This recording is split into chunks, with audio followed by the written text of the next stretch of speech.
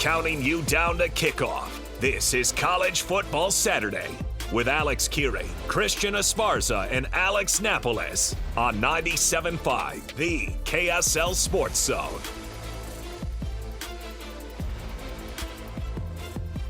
Welcome on into your first College Football Saturday of the season. Yes, a brand new program here for us on a Saturday. We are live here in studio at 97.5 the KSL Sports Zone, and we are going to be live every Saturday bringing you all sorts of updates on everything that's going on, give you the previews for your local teams here, of course, BYU, Utah State. We're going to bring you all sorts of sound every week right here on the program. Alex Kirry here, Christian Esparza across the desk from me, and then Alex Napoles. You get double the Alex power on a Saturday.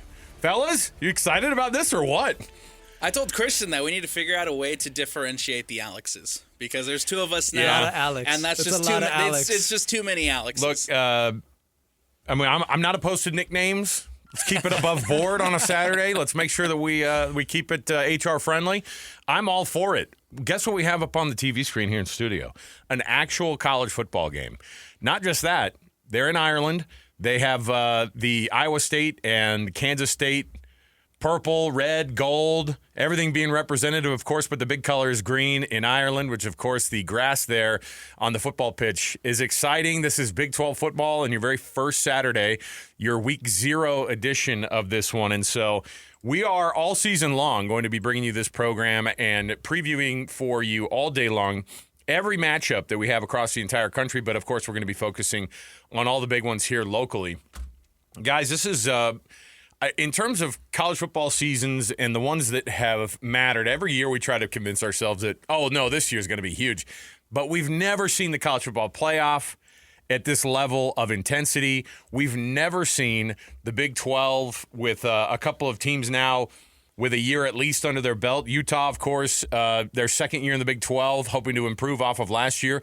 If they do what BYU did after 1 year, they might win this whole dang thing, and I think a lot of people feel like that's the case. But I don't know if you're looking at storylines, the biggest ones across all of the local teams here, and you look at where BYU is, of course, with the Bear Bachmeier situation. You've got Bear Bachmeier starting this week. Were you surprised at all that they decided, you know what, we're just going to rip the Band-Aid off of this thing? We're not waiting for game one. We're going to roll it out for everybody that Bear Bachmeier is going to be your starter. I was pretty surprised that they chose to just roll it out instead of waiting until Portland State. I'm not surprised that they announced it early. I think that, they wanted to get it out there. I am surprised that it was Bear Bachmeier, though. I think that the early thought was from everybody that McKay Hillstead was presumably the guy just because he had the most experience. He had been with BYU for a year already after transferring there from Utah State. But Bear Bachmeier, who came in after the spring camp window, he was barely here in Utah throughout the summer, and as a true freshman wins the job. First true freshman to ever start the season for BYU. So I think that was the big shock to me, was that it's going to be him. I wondered, too, because we had been hearing as soon as they had pared it down, and they brought it up after one of the scrimmages at LaVell Edwards Stadium on a Saturday, and they go, we're seeing some differences in the quarterback level of play here. And I think we all just assumed, okay, they're going to shave one off here, and then it's going to be a real two-horse battle. But everything led to Bear being the guy, and we knew that there was going to be some kind of an announcement made, because as soon as they said, yeah, we're going to make sure that people know what the difference is here on these quarterbacks. And then when all the words coming out of the scrimmage were that Bear was going to be the guy, or that Bear was taking all the first team reps, then we were going, I wonder what he's going to say on this Monday. And A-Rod, despite the fact that he would love to not bring it up at all with anybody, but here's what A-Rod said during the week about what made Bear particularly pulling the trigger on a true freshman for the very first time at BYU to start in the opener for this team. Here's what he had to say about what made Bear such a special pick for them. He throws a lot of completions. Yeah, he's really accurate. He's done a great job in camp taking care of the football. He's fewest interceptions of all the guys, and throws a really high completion percentage, and a lot of explosive plays. Threw a bunch of touchdown passes and just has done a good job leading our team. And he's very mature, man. Our players gravitate to him. He's a good leader. And, all these guys are good leaders, but rare to see a freshman who can lead the team the way he does every day. Do you look at this situation with them and they just go, how much of it did they have to weigh out? Like, yeah, but he's a true freshman. Even if he's the most, quote unquote, talented or electric or whatever, isn't there part of you that goes, I don't know, man, maybe still wait on it? At the same time, you don't want there to be this back and forth, because then the alternative would have been that they would have had a short leash on McKay Hillstead. Okay, this is the better player over here, but he's a true freshman. We don't want to start him yet. And in the back of their minds, they'd be going, we're going to keep a short leash on this guy. As soon as McKay Hillstead throws a pick or looks kind of bad, then they're going to go with Bear. I think you pull that Band-Aid off. You make the guy your starter just so you don't have to do this quarterback battle thing through the middle of the year. That's the worst on a team. Well, and again, it sounds like throughout the course of fall camp, he's the one that's impressed the most. He's the one that's looked the role for BYU in the eyes of Aaron Roderick. And so I understand trying to get him out there as quick as you can and as fast as you can, but I am a little skeptical because we saw what happens.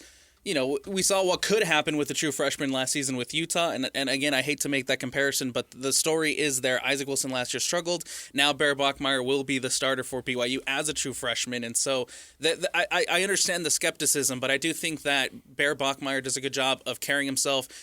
He seems like he's a very intelligent kid, and I think that speaks a lot to who he is and what he's going to bring to his offense. Plus, I think the schedule works out in BYU's favor a lot this season for him to kind of ease into the role a little bit. So we'll see what we see from Bear.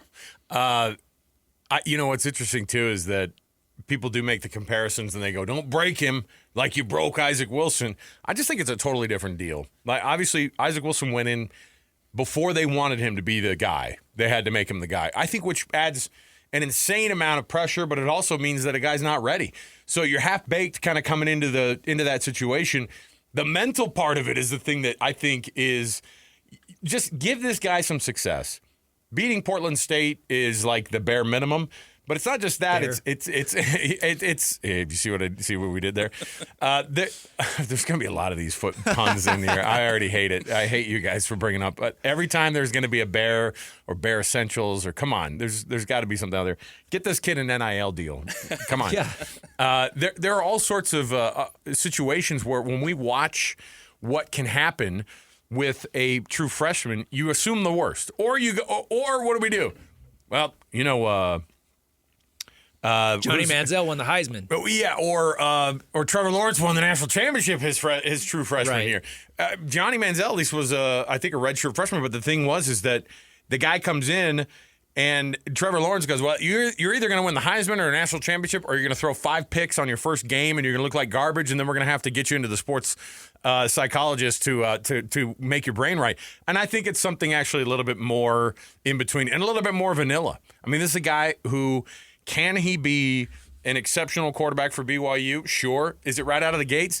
I hope fans don't have that expectation. I don't know what an expectation is. So What shifted expectation-wise, do you think, for BYU fans, for BYU in general? What does success look like in a season where Bear Bachmeier's taken over for you when you thought Jake Retzlaff was going to be your senior leader throughout the season? Well, obviously, if they were to have Jake coming in, that's a dude who's automatically a top 5 quarterback in the conference if Retzlaff were to still be here. So your expectations are a Big 12 championship. With Bear, they don't need him to be that top 5 quarterback in the conference because the roster is so good. They just need him to come in and be vanilla. Don't crash the Cadillac. Don't lose the games. Don't throw picks. Really just run the offense how A-Rod wants it to be ran. Obviously, they have the confidence in him to do that, and that's why he was chosen as the starter. But L.J. Martin is really good. Chase Roberts is really good. The defense is stacked. And luckily, he's probably in a much better situation than most other freshman quarterback would be as a starter. I think that BYU has a really good roster, and I think things are set up around them. I wouldn't be shocked if they are still competing for a championship at the end of the year. I don't know if that's necessarily the expectation, but I really could see it still. The expectation, I think, from the team always is going to be, we're going to win this thing. We're going to be as good as you can be.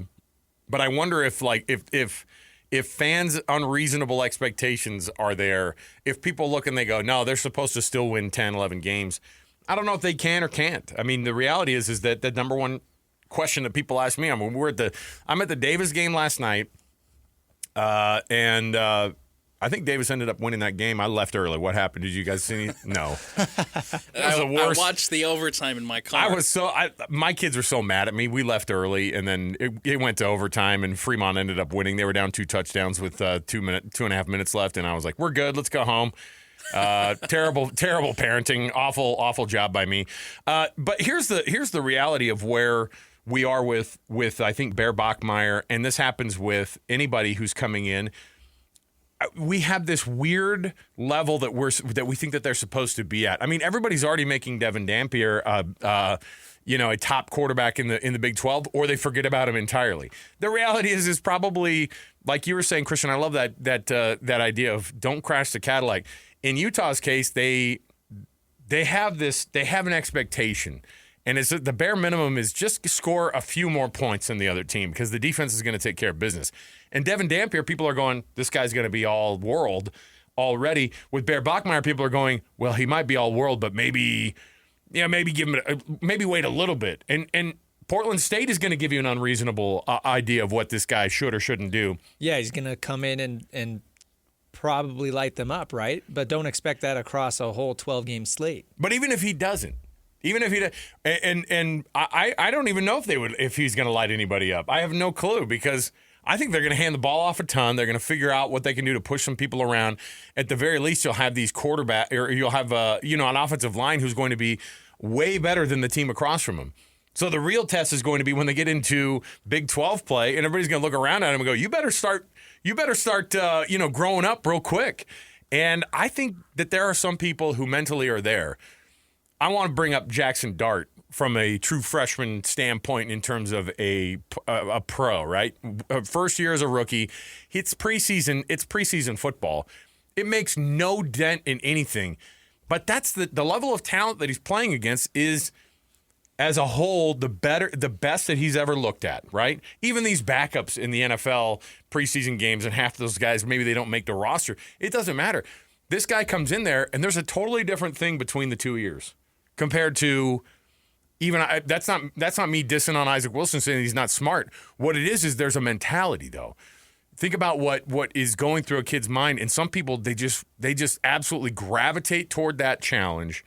And I don't know what Bear Bachmeier's vibe is, but everybody, according to everyone, this is exactly what you're going to get with this guy is a guy who's mature, a guy who's smart, which by the way, again, bare minimum for college. Oh, gosh, Bear. I did it again. The absolute, floor is you better just be smart, and you better pick up the offense. I don't know what to make out of. Riley Nelson talked to us this week, Alex, on our program, and I was like, hey, man, A-Rod says this guy knows the entire playbook. He knows everything compared to what Jaron Hall knew or Zach Wilson. And so then you go, don't say those things if they're not true. And I think that the coaches, when they back it up and they go, he knows everything. But Riley Nelson said, yeah, what that really means is he knows the plays that he's going to be asked to do right now. And are those plays going to be different for his senior year versus the ones that he's doing right now, right out of the gates?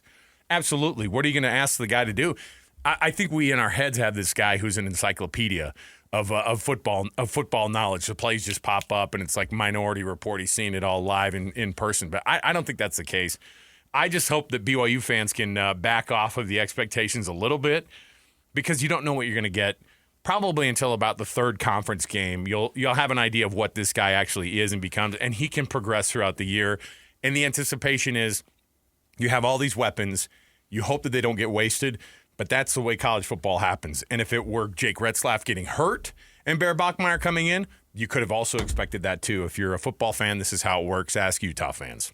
Well, and then going back to the comment that Roger made about the playbook, I think that it's up to Aaron Roderick and the coaching staff to set up and to allow Bear Bachmeier to set himself up in positions to succeed. And that's and you have to keep in mind that he is a true freshman as he's coming in, and just scheme up some plays, draw up some things to give Bear the confidence, especially in that first game, right? Build his confidence up and let him grow in the moment against Portland State. I think as far as expectation goes, I still think they can contend, but with the parity in this league and with everybody else around, BYU, everybody else also has a quarterback and everybody else has great teams. And so there's a lot of parity in this league. And I think while they're still contenders, I don't know if having the true freshman is going to be able to help them get over that line, but I still do believe that they'll be in the race. I'm curious to see what it is that truly made Bear Bachmeier win this job, right? We're hearing that he mastered the playbook, he threw a lot of completions, didn't make a lot of mistakes. Versus the other guy stunk. Right. So Maybe. what is it Bear Bachmeier really is a stud and really is a special player that came in, didn't even have the spring and was able to beat, a redshirt sophomore for the job? Or was he just the guy that wasn't the worst in the room, And so and like you're saying, it's going to take a few games to figure that out. But that's the thought that keeps coming back to me. Like, what was it that really made Bear win this job? Was he the best guy or was he just not the worst? By default is the worst way to win a gig. But at the same time, you won the gig. Well, and you're starting at BYU. And true freshman, if it were just like, hey, I guess this is the guy we're going to go with, you probably, if no one was really showing out, and I think you have to see that they did. There's no way that he wasn't just totally outperforming, not just expectations, but he probably was the guy who threw the fewest interceptions. And that's hard to know because during the observation time, you talk to Mitch Harper while we're asking about what happened during this. Well, he threw a pick during observation. It's like, well, what happened during the rest of practice? And it's not like it's live play every single time. Like you don't know what they're trying to accomplish during those periods, whether they're trying new things or whatever, but. Well, and one of the things that I noticed, and I brought this up to Christian, one of the things that I noticed is that every time we would talk to somebody who was at the observation periods, and every time we would talk to somebody who was watching BYU, is I feel like they always put an emphasis on showing the media Bear Bachmeier. It seems like Bear Bachmeier was always trying to be trotted up to the media to show that, hey, this is the guy, this is what we want to do. This is going to be our QB1, and we want to show you what he's capable of. And I think that, again, speaks volumes to Bear. I don't know if – okay, so the Bear point is made. He's the starting quarterback. It looks like he's going to start at quarterback now. And at least that part you don't have to worry about anymore. So now what's the next part? If you're BYU fans, what's the next part that you're worried about? Because QB play obviously is number one. Aside from that, what are the things that BYU fans are, one, looking forward to, or two, nervous about with this team going into 2025? One thing I've heard Jay Hill talk a lot about, he had some comments after they had a scrimmage, I think it was 2 weeks ago now.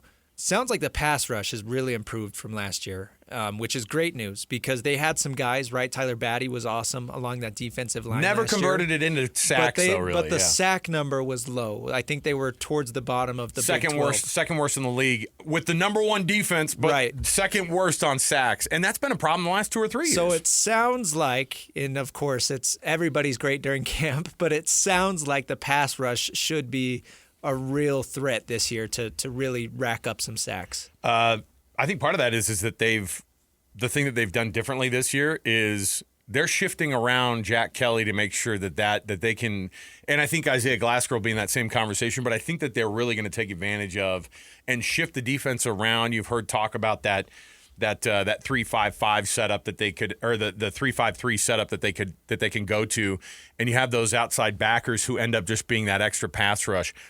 You don't need to reinvent the wheel here because it was invented by Kyle Van Noy, which was be that outside linebacker who is actually more of a threat as an edge guy than anybody else on the field, even though he was 50, 60 pounds, lighter than the guys who are playing that traditional defensive end or the guys on the interior. They're not asking the interior guys to get all the sacks. They'll get them periodically, and I think it's good. I don't know what makes me nervous about the D-line is that it's thin at the depth situation. When you go John Nelson and Mangelson last year, and then you graduate those two guys, you upgrade with Keanu Tanavasa, but then everybody's like Justin Kirkland, and what do we know about him? He's hurt. He's standing around at practice and not getting the reps because he's hurt. And so you're already thin at this position that everybody's like, can't wait for this upgrade at the defensive line position. But I think the big upgrade is going to be, and Jay Hill is I think he's scheming for this. You're exactly right. They want to get more sacks. It's nice to have, because I think Batty ended up with 2.5 last year, 1.5. Which is crazy. And That's by a the dude way, that's in the NFL right now. He's pushing for an NFL roster spot. and he's as athletic as it comes, but the pass rush has not been BYU's strength in years. I mean, Bronson Kafusi, I have a recollection of that guy absolutely dominating. BYU has not put a guy into the backfield consistently in a decade. And that's a wild thing to consider because it's always been a very potent defense. I think that they're just going to scheme it up now to where they can do that. Now, here's the flip side of it. Because you're asking your linebackers to be these active pass defense dudes, and you think about how many turnovers that they created. I'd rather have an interception all day long than I would rather have than a sack. They had 22 picks last year. I think it was second in the country, or maybe even led the country in just interceptions. And you want, and obviously you can't get that without some pressure. And so the pass rush is a big time deal. We haven't mentioned a thing. I mean, you brought up L.J. Martin, and we talked about that run game. That's going to be the key to Bears' success, by the way, is if L.J. Martin can get going, if that O-line can be as good as they can be. And I'm just excited to see what a BYU running back who could come right out of the gate, because what has it been the last couple of years? You've had injuries to L.J. Martin. L.J. was not 100%, and then he gets hurt even in the SMU game. Sione Moa is a legit backup. I say backup, but I mean they're going to kind of do this 1-2 thing. But I do wonder if it's going to be a situation where they just go, look, LJ, we brought you in as a 4-star guy. You're going to be the guy. We have to hand the ball off to you 26 times a game. And I hope it turns into that. Sloppy game right now in Ireland, by the way. Do you see how much rain's coming down? Yeah, Shocker, it's raining in Ireland. But I will say, so far, 2.5 minutes into the game, you had already had a muffed punt. You'd already had Iowa State knocking on the door on like the 4-yard line. They throw a quick pitch. It goes straight off of the hands and the helmet of the defense. These guys are having a hard time catching this football. Lots of drop passes, too. I mean, that's why it's a 4th down now is Kansas State just dropped a quick slant right in his hands, dropped it. I don't know how the people of Ireland will accept the college game, but here we are watching this thing. Yeah, beautiful scenery of sunshine and green, but that's not the way it is right now. That's B-roll from earlier in the week. That's from last year. It's just downpouring. I think all they did was pull up some footage from the British Open a few years ago, and they probably just started using that one. Okay, other guys who get you excited about this BYU team if you're a BYU fan, because L.J. Martin I think should be at the top of that list. The wide receiver core is as good as it gets. The question is, can your guy get it to him? You heard A-Rod this week talk about his 1, 2, and 3. Chase Roberts, JoJo Phillips, and Parker Kingston. You've got Tiger Bachmeier, who people are not saying he's the least concerned. People are the least concerned about him because I think he adds to this offense, but he's also a guy who might sneak in under the radar because there are a lot of folks who think that he's a guy who can make an impact. You've got Cole Hagan at that wide receiver position. The tight end group is good. Carson Ryan comes down from Utah. Not much talk about him, but the tight end group is going to be asked a lot, and part of that's going to be their blocking. But if you're a BYU fan, what other names get you excited about this team this year? I think I'm looking at most at what the depth at wide receiver is going to bring you. Obviously, we know Chase Roberts. Obviously, we know what he can bring, but I'm looking more at JoJo Phillips. I'm looking more at Parker Kingston. I'm looking more at Tiger Bachmeier. What can those guys bring you? I think that there was a lot of thought and a lot of hope that Keelan Marion was going to take a big spot and a big role in this offense coming into this season. Obviously, he's no longer with the team. He transfers away in the spring. So now you have to rely on a guy like JoJo Phillips to step up, like Parker Kingston to step up, which I think they can. And there's been a lot of rave about the other Bachmeier. And so we'll see how Tiger and Bear connection, that's something I'm truly excited to see if Tiger gets, the opportunities on the field. But the wide receiver core to me is what's going to be it's going to be the key to Bear Bachmeier's success. The Tiger Bear Connection, is that a kid's show on PBS? Yeah. The Tiger and Bear Connection. Come on. I'm excited for Chase. I think Chase has the potential to be first team all Big 12. Of course, that's going to be harder with the freshman quarterback throwing the rock around, but honestly, he is one of the most talented dudes in the Big 12 conference. Really showed it last year and has everything that you need in a truly alpha wide receiver one to come in and dominate. And as a quarterback, that's got to be your best friend, right? If there's somebody on this roster that I'm looking at right now and saying that they're going to be Big 12 All-American when it comes to the end of the season, I'm looking on the defensive side at Isaiah Glasker. I think Glasker is absolutely primed to have an incredible year for BYU. Dude's a baller, and he might be the best all-around athlete. It might end up being, in terms of an NFL guy, he might be the top of the list when it comes to guys who actually tick all the boxes for NFL scouts. You talk about speed, you talk about length on that guy, you talk about quickness, and instinct. I was watching, the Parker Kingston punt return popped up on my feed this week, and now they're watching Kansas State. It kind of reminds you of how wild that game was and how quick of a turnaround that was in the second quarter for BYU to get that win. And one of the big things was a muffed punt that turned into the weirdest punt return, and then barfing on the sideline by Parker Kingston that we've ever seen. And part of the thing that was interesting about that was when he started to turn the corner and he turned on the Jets, guess who had the Jets turned on? It was that lead blocker. It was Isaiah Glasker. And the guy was probably faster than Parker Kingston, like in terms of the open field, right? I'm not trying to say that Parker's a slow dude. He's probably the quickest guy on the team. That's why he's the kick returner. But I will say, like, watching that, I was like, oh, Isaiah Glasker is so dang quick. He's got that track speed. And what did coaches look at? We were talking to, I think, when the Bachmeier brothers got signed this summer. Do you remember when we had A-Rod on? Yeah. And he was excited about him, and he was talking about how great. And we just thought, oh, those guys will be a nice addition to the. You didn't think to yourself, these guys coming in post-spring are going to make a huge impact on the team, but you're expecting a lot out of Tiger Bachmeier now. You're hearing a lot of good things. And now your starter is Bear Bachmeier. And what did he say about those guys? When he recruits guys, these coaches don't have a lot to go on, but they know for sure they can get actual numbers from track numbers. When guys are on the track team and they're running the 100 meters, you hear coaches be like, he's a 10-4, 100 guy, because they can get an actual stopwatch on a guy. Yeah. Versus somebody going, he runs a 4.4, and you're like, who says who and what system was he running on? The coaches love the track speed on these guys because they can actually tell what their reality is. We're going to take our first break here. The towels are out on the field. The punter at Iowa State can't get his hands dry. The returner, they've already switched him up. It was that All-American safety that they have for Kansas State who was back there who muffed the first punt inside the 10-yard line. And then Iowa State ends up fumbling the football inside the 10-yard line. And they can't get a score. It's been back and forth in the rain. What can Avery Johnson do next? We'll bring you all sorts of updates. Week 0 is bringing us at least a handful of games. The biggest one, of course, is already a massive matchup of the Big 12. We'll get those updates as well. We've got more for you around the corner. We're going all the way up until noon. PK is going to join us next hour as we have a big. We're kind of having a BYU heavy hour this hour. We're going to get into Utah and Utah State coming up. You don't want to miss any of it. Stay right here with us. It's College Football Saturday right here. Alex Kirry, Christian Esparza, and Alex Napoles right here in studio with you. Welcome into the first edition of College Football Saturday right here on 97.5, the KSL Sports Zone.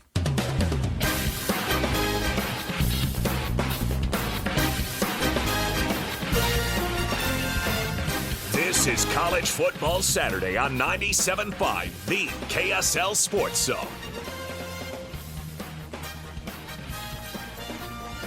College Football Saturday, 97.5, the KSL Sports Zone. We got one game on right now. Kansas State, Iowa State in Ireland. Tied 0-0, 5 minutes left in the first quarter. Both teams struggling to get anything going in the rain. Rocco Becht, 1 of 3 for 6 yards. Avery Johnson, 1 of 2 for -3 yards. We have a muffed punt. We have a fumble. We've got multiple dropped passes. It is a disaster of a game so far to kick off the college football season in week 0. Coming up later, we've got Idaho State at UNLV. That game is at 2. Then at 4:30, we're going to have Fresno State at Kansas. At 5, we're going to have Sam Houston at Western Kentucky. And then at 5:30, we're going to have Stanford at Hawaii. Again, that is your week 0 slate. All right. Thanks for the update. Christian, I look at this and I go, those numbers you just read off, what was it? So we have a total. Both quarterbacks have completed 1 pass for a total of 3 yards. Nice. 2 completions for 3 yards total. This, if we get a... Iowa State has 10 carries for 3 yards, and then Kansas State has 4 carries for 8 yards.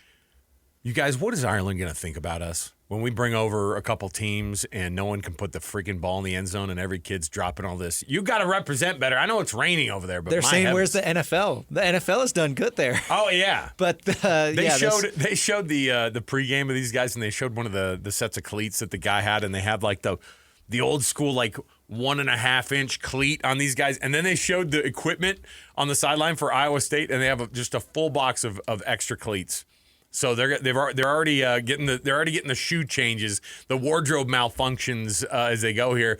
Kansas State's jerseys are absolutely soaked. Like, you can't really tell with Iowa State because they're wearing white, but the Kansas State jerseys, and every time they go to the field level cameras, look right now they have you can't even see. The camera's got water spots on it. You can't see a thing, and so it's a mess of a game. And if we get a week 0, 10-6 game between Iowa State and Kansas State, I don't know, because both of these teams are teams who are mentioned in the handful of teams that are supposed to win the conference. So that, you have the possibility of the Big 12 of 8 teams? Is that what they said? Yeah. Of that could win this thing. JJ and I yesterday went through a practice, and I just decided to go absolutely wild on a random pick for the champion for the Big 12 for me. I picked TCU. Am I totally insane for saying TCU? I think so. Why? Yeah, I think so. Oh, really? 80% you guys insane. know something more than anybody else. Oh, the Big 12 it's an easy predictor, I guess now, huh? It's not. I mean, everyone and every week we're going to be talking about the parity in this conference. We're going to be talking about how close everything is, how many coin flip games are in this league. But I think that there's teams like Texas Tech, who on paper look very, very good. There's teams like Arizona State who have a lot to prove this. I mean, not a lot to prove because they won it last season, but a lot to prove if they want to repeat. And you got a team like Baylor who may or may not be great. And we get our first touchdown. Look at that. In Ireland. And it was a passing play, too. A passing play touchdown for Iowa State. They strike first. He heard me reading off the stats. Well, they decided, they're like, okay, stop running the dang football. Guys, we're fumbling it. We might as well just drop the balls if we're going to do it. So, yeah, that took 4 plays and 49 yards. 3 of those were passes that were all completed. So, first score of the Big 12 season is your Iowa State Cyclones, as Greg Wrubell likes to say, 6-0 with the PAT pending. So, you've got the possibility of Iowa State not just striking first, but we have an actual touchdown. I thought this was going to be a trading of field goals all day, although I don't even know if the field goals would have been able to be converted either. As you look at this BYU schedule, I wanted to bring up, and we're going kind of BYU heavy this hour. We're going to go Utah State here coming up in just a little bit. I look at BYU's schedule, and they've got one of the more what people are calling easy schedules, which to me is a difficult thing to do. You can't say it's an easy schedule when you have no idea actually how good the teams are across the league. However, when you look at Portland State, Stanford, then they have a bye week, and then they go out to East Carolina. Those are your out of conference teams and the out of conference games. How do you like that lineup for Bear Bachmeier to get his feet under him in those first 3 games? One of those 3 of the weeks are Portland, Stanford. One of the weeks is a bye week. I think that plays about as well as it can for a freshman who's trying to get his feet under him. Obviously, now in hindsight, with what we know now, this is a great schedule for BYU because I know we're not the biggest of fans of the FCS games, and you want to play better competition, but I don't mind having a quote unquote tune-up game to start week 1, right? An opportunity to get out there against Portland State to see what your quarterback has, to see what this team has, and kind of get your feet under you before you head into a much tougher, better test, I guess, if you will, against Stanford week 2. Then you also get the bye to figure things out right smack dab in the middle before you go to East Carolina. And so it's not ideal to have the bye week so early, but I think it works out for BYU now with the situation that they're in. Christian, you've seen all the list of these games that these teams are firing off right off the bat here. Out of conference schedule is looked at now, and people go, "You're now going to be judged by the lack of talent you put on your schedule now," or in BYU's case, they have an East Carolina team, they have a Portland State team, they have Stanford, who I think people look at in the ACC, and they're at the bottom of most of the tables in the ACC. And then you start off conference play with Colorado and West Virginia. I think that's a good start too. You don't go straight into the fire. Would you prefer a guy who has to get forced into making some plays earlier, or do you feel like this is a good kind of easing into a Power 4 schedule for Bear? No, I would much rather ease into it, and that's why I really do. Going even back to Portland State, and I know you're talking about the conference lineup first, but like I am so curious to see how A-Rod handles the playbook against Portland State that first game. I know you were talking about it a little bit earlier. It could be really easy to just hand the ball off, rack up 350 rushing yards, but it's like on the other hand, that's going to be the quote-unquote easiest competition that Bear Bachmeier is going to face all season. I would almost prefer that they have him build that confidence, and even comparatively in the conference schedule, once you see Colorado, once you go out on the road, I think confidence is a big thing for quarterbacks, and especially a freshman quarterback. Have him go out there and realize that he can do it. And I feel like if you're just handing the ball off all the time, when it comes down to your quarterback needing to put a drive out there, get some points on the board, they need the confidence. They need to know that they can go out there and hit their guys and hit their receivers. But I do like that schedule. I think that Colorado and West Virginia, and then you see Arizona all before you see Utah, those first 3 conference games, I think those are all relatively, I guess, good matchups for Bear. Two of the 3 are on the road. You go to Colorado. You play at Folsom Field, which is a place you're not really that familiar with. Probably haven't played it. I don't know when the last time BYU played at Colorado, but then they also have to go to Tucson in that mix. So their first 3 conference games, there aren't teams that people have at the top of the conference at all, but they're on the road, which is hard. 2 of them are on the road, and one of them is, against a West Virginia team that, frankly, we look at and we go, oh, I know what those guys are made of. But Rich Rod, the type of talent that they can get in there, the type of recruiting that they can do at West Virginia, and they have one of the better running backs in the entire conference. I think that it's pretty interesting to watch these teams go into a brand new situation. Arizona was terrible last year. Are they going to be bad again this year? I have no clue. But you're already going to be 6 games in before you even get Utah. But that Saturday, October 18th matchup, then you have a 4-game stretch that could absolutely break a kid. And that's what you wonder about is how is he going to do taking on Utah, going to Iowa State, going to Texas Tech the game after that, and then taking on TCU. That BYU is looked at as having a pretty light schedule compared to the rest of the Big 12, but that stretch right there in the middle is no joke, and every one of those teams could lose 4 games in a row against that competition there in the middle of their conference schedule. That stretch is going to make or break you, honestly.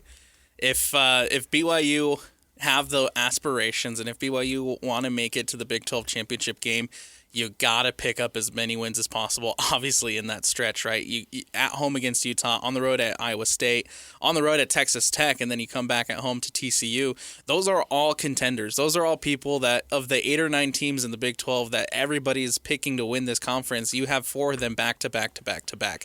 And so if you can walk away from that stretch with maybe just a loss, you still give yourself a good chance to stay competing for an opportunity to make a Big 12 championship game, especially with the last 2 games maybe being a little bit better and in your favor.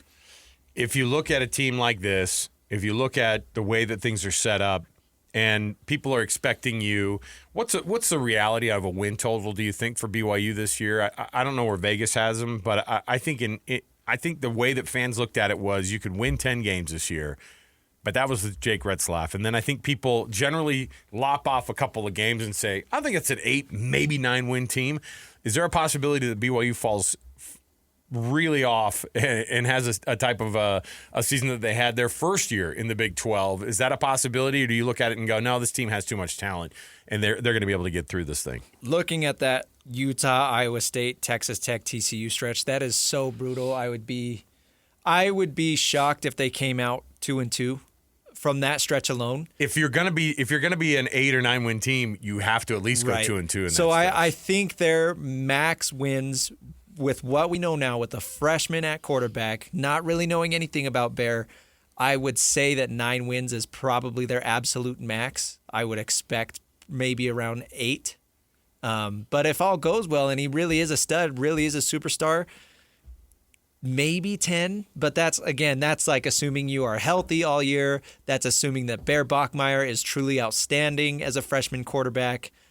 You would really need a lot going your way. I think realistically you're looking closer to 8 or 9.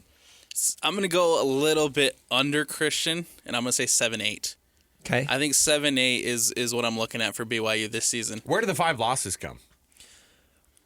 You're, like I said, probably getting at least 2 from that 4-game stretch. From that stretch right there. You might, honestly, I wouldn't overlook Cincinnati or West Virginia. I think both of those 2 teams could be dangerous, especially with, again, having to go to West Virginia and Cincinnati both. And then maybe I honestly think you might drop one of your first 3 games, whether that's Stanford or East Carolina. Not expecting it, but I wouldn't be surprised, I guess. Tell me where those losses come then. If you're going to get to 5 losses, if this is a 7-5 team, Napoles, you better tell me where those are coming on the schedule there, brother. I think you do. I think you start off strong. You'll go through the non-conference with the 3 wins. You get a win in Colorado. You get a win against West Virginia.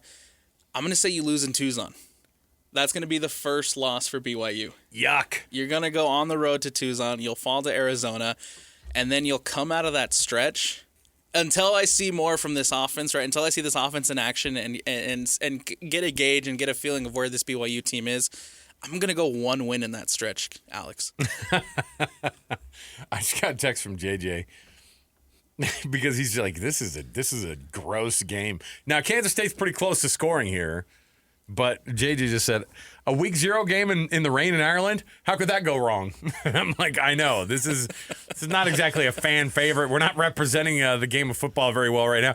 Avery Johnson just like lost his footing and slid forward about 9 feet in the water on the grass. You only get, but you know, like a slip and slide. It was a definite slip and slide. In the NFL, he would have had an 8-yard gain, but of course, because no one took him down, he just tripped up and then started sliding. But of course, where he hit was where he ended up going down. And yeah, you got yourself a week 0 situation that I think everybody's trying to get their feet under him. I'm looking forward to that Idaho State UNLV game. You're telling me it's at Allegiant Stadium. It's not up at the Holt Arena at Idaho State. I'm just kidding. Yeah, obviously that's a fun stadium. I played there in high school. You did up at Idaho State? Yeah, we had a game there. Before we wrap, I also want to mention Stanford. Obviously, BYU's week 2 opponent. They're playing today at Hawaii later in the afternoon at 5:30. So nice little preview there. Again, to see one of BYU's opponents. So 5:30 there. Alex, what you never said your win total projection. I'm going to go with 8. I'm going to go 8-4. Okay. And I think those 4 losses, I think 2 of them come in that stretch. I think it's going to be because I've already roped myself into saying TCU is going to be decent. Right, so you have to back it up. I think you're going to get 2 losses in there, and at least one of them is going to be to TCU. But I think that also they're going to drop a game that they have no business dropping. Right. And it could be – I don't hate the Arizona pick, although I don't think that it's necessarily going to be the case. I think that you lose on the road at Iowa State. You lose against Texas Tech maybe even. I mean, those 2 games, maybe you get Utah because you're at home, and maybe you steal one away from Iowa State on the road.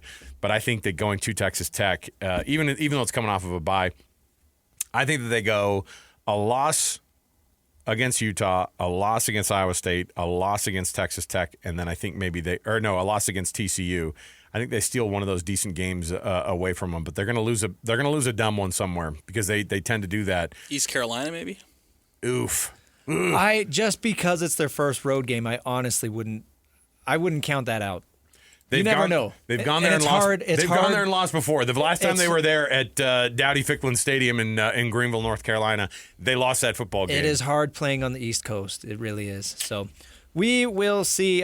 We got to take a break, though. Coming up next, we will talk a little Utah State, what's going on up in Logan with Bronco Mendenhall. We'll talk Aggies next. Stay with us. It's College Football Saturday, 97.5, the KSL Sports Zone.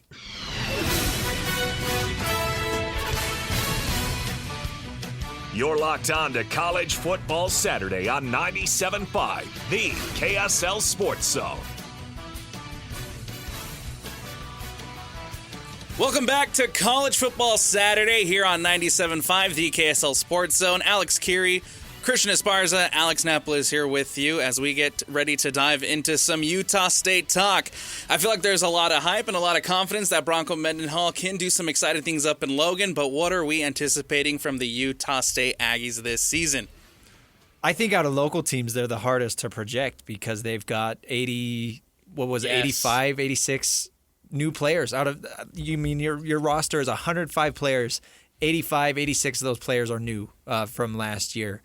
So, again, out of BYU, Utah State, these guys are the hardest to try to project. So, a true freshman quarterback at BYU, but the hardest one to predict is Utah the State. team that you know almost nothing about. You do get Bryson Barnes. You know exactly what you're getting with Bryson Barnes, though. I liked Bryson Barnes last year. I think he did really good for the program, and we know that Bronco is a winner. So you've got those two things going for you at the very, very least. I wonder, too, you know what's great is, like I said, you know what you're getting with Bryson Barnes, which is a dynamic guy that a lot of teams have a hard time trying to figure out. And last year, their big problem was they couldn't – the Colorado State game at the very end of the season was wild because Bryson ran for like 190 yards or almost 200 yards, yeah. And they were up big, and we knew that thing wasn't going to last. Like they were so bad. That defense was so bad, and that's Broncos' calling card. And so you go, okay, they're going to show up, they're going to play some defense, but it does take a minute. Bronco doesn't just show up and definitely he brought some energy to Albuquerque last year. New Mexico is a tough place to win anyway. But they did only go 5-7, which, by the way, the year before, in terms of improvement, they went 5-7 the year before that. It did feel different, though. It felt like Bronco was getting his feet under him. They liked him there, and of course, he bails out and then goes straight to Utah State, where I think he and his wife Holly are like excited about being there for a long, long time. Another thing to keep in mind too, even though it is a completely different roster, again. Last year, looking back at the Aggies, they had to undergo a coaching change right before the season started. Yes. Blake Anderson got canned because of some scandal. Nate Dreiling had to take over with almost no notice. Bad deal for those kids, man. So you're looking at that situation, and that just completely turns the team upside down from the very start. So it was always going to be hard for the Aggies to win last year. Again, now they bring Bronco in. They've had him for several months now, right? He's been in Logan getting stuff done, and by all accounts, it sounds like they're ready to come out and really perform. It sounds like Bryson Barnes especially is jacked, according to Hanson Scotty. and I think with Bronco Mendenhall, it's such a phenomenal hire for Utah State because he's a proven winner. He's a guy that's proven that he can go into programs, get it up the ground, off and running, and be successful. And I think that's something that Utah State really needs right now is kind of this rebuild, and we'll see what Bronco is able to do, but it does bring you confidence that he's been able to do it in the past, and plus, you get stability. And I feel like that's just something you haven't seen with Utah State ever since Blake Anderson and that whole situation. And I think there's a need for stability up in Logan, and I think you can get that with Bronco Mendenhall. Active coaches at the FBS level and wins who have the most in the country. Kyle Whittingham is 5th in the country right now with 189 wins, I think, is what his total is. And then Bronco Mendenhall is 6th in the country. Woo. FBS wins as a coach at 140. So he does win. 99 of those came in BYU in 11 years at BYU, and that's a guy who he shows up and he wins. It might take a second, but if he can win at Virginia, I mean, Utah State has already a pedigree of being a really, really good team once they get that defense dialed in. And again, that's going to be their calling card. What made them good teams back when it was their defenses? Gary Anderson's defenses were. Oh yeah, you think about the Vigil brothers. Yes. Oh my gosh, they were lights out when they're able to convince some local kids like you're going to be a superstar here, and they can compete with that. It's phenomenal to be able to see. It's awesome to be able to watch a team like Utah State in Logan. And it's happened before. That's the other thing is you know that it can happen because not only has Bronco won games and go to wherever he goes and win games, but at Utah State, there's an expectation of this team can be really good. And by the way, if you end up being decent and you're in that new version of the Pac-12, that's a conference that, you're not a Power 4 conference, but what you are is you have the possibility of going to a college football playoff. You have a dream, and it can be realized. If you end up just being better than Boise State, which this team, 2 years ago was the Mountain West champion. Now, that didn't mean that they were going to be necessarily ready for that college football playoff situation, but I will say, if you have a year that you can go 11-1, you got to be almost perfect at the G5 level, but you can absolutely, in the next 10 years, put yourself in a spot where Utah State. Could you imagine Utah State getting to the college football playoff before Utah or BYU does? That'll send some fans through the freaking Bronco roof. Mendenhall With Bronco at the freaking helm. That would be insane. Now he's not, and I know they said this at New Mexico. I'm sure I think Bronco wants to be here a long time. He and his wife love horses. They've got a ranch. Like all that stuff gets said about him, and then he immediately blitzes. But they want to be here in the state of Utah. One thing that makes me feel good about that is it sounds like Bronco Mendenhall and Coach Jared Calhoun have been very involved in the athletic director search, and you hope that's true. You hope that means that they do see themselves here in the state of Utah, up in Logan, for a long time. It sounds like they want what's best for the program, and that's a good thing to hear. The mess continues, by the way, in Ireland as Kansas State gets down to the 6-yard line. Well, first of all, Rocco Beck fumbled again. Kansas State gets the ball inside the 20-yard line. They march down after a couple of big plays, and they're inside the 10. They're at the 6-yard line. It gets to a 4th and 1, and they go for it, and they get stopped. And they scored during last break too, so it's a tie game. It's 7-7 with Kansas State knocking on the door again. No, they just got stopped on 4th did they? down. Was that yeah. okay? So it was a 4th and 1. They just got stopped. They were in a perfect spot to at least get a field goal. Well, Iowa State's probably going to fumble again. It's a mess of a game. The football is also like black. It is like absolutely. There's not a football dry in that building. There's no kid who could dry it off with a towel as quick as it's just going to keep getting wet. So, but you know what? What are we going to do? Complain about a football game on a week 0 between two teams in the Big 12? I'm not going to do it. I mean, I do, but I'm not going to get.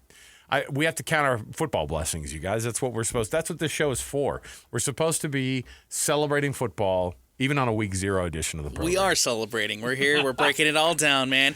And before we got to go to break, but before we move on real quick, one of the players that we expected to be a standout for Utah State, Ike Larson, suspended for violation of team rules. Still, don't know the circumstances. We still don't know too much of what the situation is with Ike Larson, but he was a guy that we anticipated to be a contributor coming into this season. One of the leaders, right? He helped navigate this team through moments of turmoil last season with Blake Anderson and moving into the Nate Dreiling era. But is it reason for concern that Ike Larson is suspended for 6 weeks? Well, it's hard because, Alex just brought up, when Utah State is good, they have excellent local products on their team, and Ike Larson is as local as it gets. He's from up there in Smithfield, Skyview High School, so that's tough, and he is an absolute stud. He had an incredible freshman and sophomore year up there. Last year, I thought he played really well. He dropped a lot of interceptions, could have had a lot of a higher interception total, but he is the all-time leader in blocked kicks for Utah State. So he is truly, truly a standout that has won them a lot of games. And the 6-week suspension started last week when it was announced. So it's not a 6-game suspension, 6 weeks. I think that's important to keep in mind. Still presumably going to miss a couple of games. We'll see how that goes. But I think, if they're going to be good, they need a monster season from Ike Larson. What's interesting about Ike Larson is that and this is why the suspension hurts so much too. Now Bronco has a standard. He's got rules, and they live by a little bit of a different situation. When you're, and it's not just an honor code situation. Bronco gets there. That locker room is expected to live at a different level. Whatever the circumstances were, it's a tough deal to watch because Ike Larson has stayed through NIL money hitting him in the face, people saying, hey, you need to go somewhere else. And he has said, I'm sticking around. And so when a guy has to end up losing or missing out on, maybe the first at least 3 games of if we added it up, what is that going to be then? The first 3 games of the season, first 2 to 3 games of the season? Yeah. It's a lot. I mean, for a guy who stuck around and decided to hang his shingle in Logan when he probably had greener pastures to go to, even during coaching changes and all that, it's hard to watch a guy have to miss games because of that too. So it's a bummer for them. But I think Utah State, who knows what they're going to look like this year? Again, Bryson Barnes is going to win some football games for you by himself, I think. And so if the defense can get dialed up, if Nick Howell, that defensive coordinator for Bronco, can do what they've done at all the programs they've been at, they'll be really freaking good, man. I'm looking forward to it. You want winning programs across the entire state, you can get it this year. Everybody being bowl eligible, that'd be nice to get everybody back to that point again too. If I'm doing my math right, and again, this is not official, we don't have an exact return date. They just said 6 weeks, and we're assuming that started last Friday when it was announced, right? That would be the first 4 games, and he would be eligible to return September 27th at Vanderbilt. Which is the day after his suspension ends. Again, that's assuming that the suspension started last Friday. Maybe it started earlier and it wasn't announced until Friday. We don't really know for certain when Ike Larson is going to be back, but he's definitely going to miss at least 3 games according to the 6 weeks, right? So that is tough. You have Utah State with 2 trips to SEC country this season. You have some Aggie on Aggie action when they take on Texas A&M on September 6th. And then, of course, you have that Vanderbilt game on September 27th. We're going to take a break, but when we come back on the other side, let's jump into Utah football. We'll, of course, hear from offensive coordinator Jason Beck. We'll hear some from Morgan Scalley. And then coming up at 11:30, we're anticipating a check-in with Patrick Kinahan. So don't go anywhere. We'll take a step aside here on College Football Saturday on 97.5, the KSL Sports Zone.